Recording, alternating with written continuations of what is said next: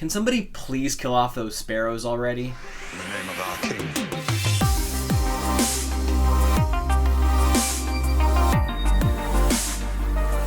Hey folks, Charlie in Westeros here to discuss episode 6 of season 6 of Game of Thrones, entitled Blood of My Blood, which was a bit of an ironic title considering the way some blood relatives treated each other in this one. Now, it certainly wasn't bad for all blood relatives this episode, and I think the rather strange reunion of Bran and his uncle Benjen Stark was a nice surprise. Also, I gotta give my fellow YouTuber Tony Teflon props because he totally called it that Benjen would show up as a Cold Hands-like character. The book fans will know what I'm referencing.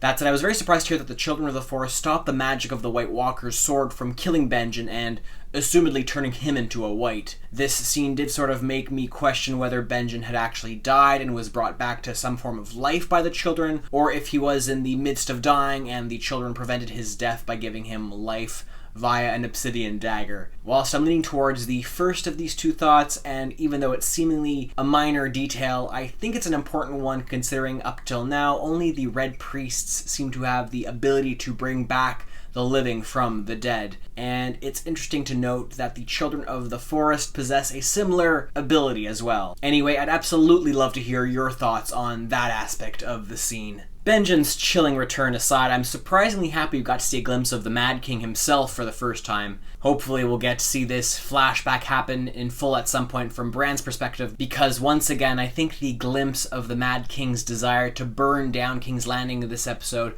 coupled with an enraged and emboldened Cersei in a later scene, absolutely makes me think that she's gonna burn the city down. Yes, I literally say that in almost all of my reviews since last season.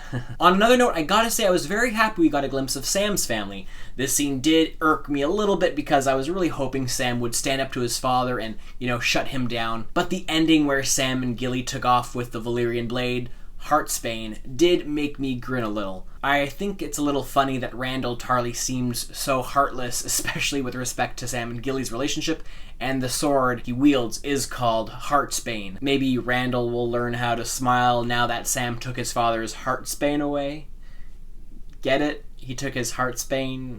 Oh, my stupid jokes aside, I think the real reason Sam took the sword wasn't because he necessarily wanted to send the middle finger to his father, but rather because he needs the Valyrian blade to face the looming invasion of the White Walkers, and obviously Sam the Slayer knows he'll have to face many more of these creatures one day. Alright, enough with Samwell, let's move a little north to the scene with Walder Frey. So I think it's important to say that there was a lot of foreshadowing this episode, and the scene with the Freys was absolutely one of them. Obviously, Walder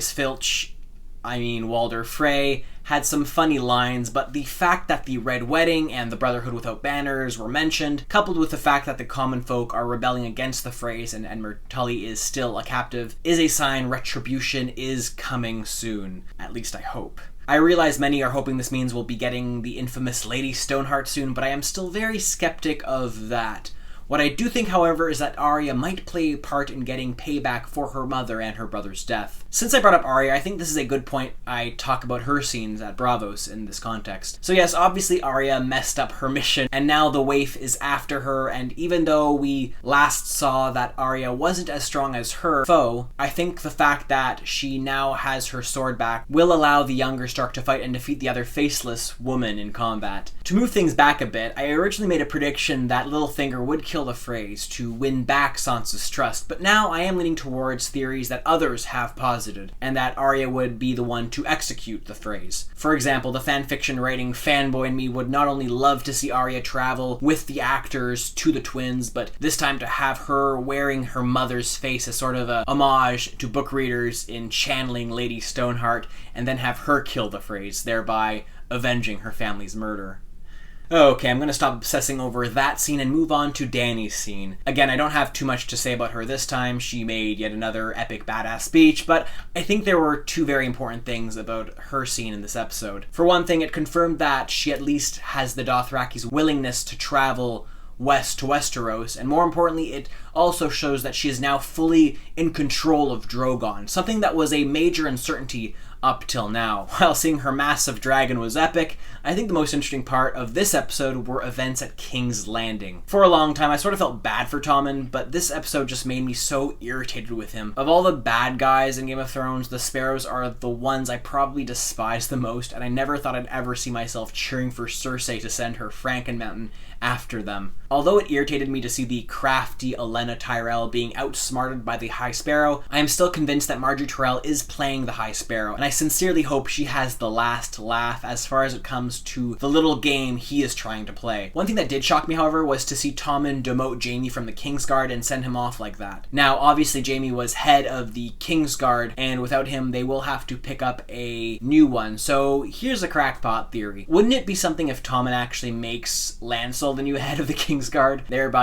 trading one Lannister for another one? It would make for an interesting dynamic, and if Cersei's trial by combat does go through, the sicko inside of me would love having the mountain just destroy Lancel. That said, I have heard some talk about Cersei being denied her trial by combat, and if it is so, then maybe that will be the last straw for her, and she'll go all nutso on the Sparrows and finally end their little stay in power at King's Landing. Well, folks, I will leave things at that. I felt this was a decent enough episode, and although there were some great, fantastic moments, it wasn't quite as epic as the last few, so I would personally give it either an 8 or an 8.5 out of 10. As always, don't forget to hit the like button and subscribe if you enjoyed this review, but more importantly, let me know what you thought of this episode in the comment section below.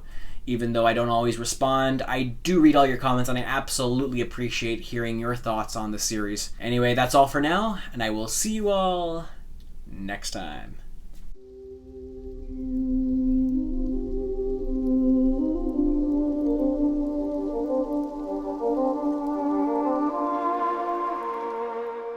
I am tired of these motherfucking sparrows in this motherfucking King's Landing.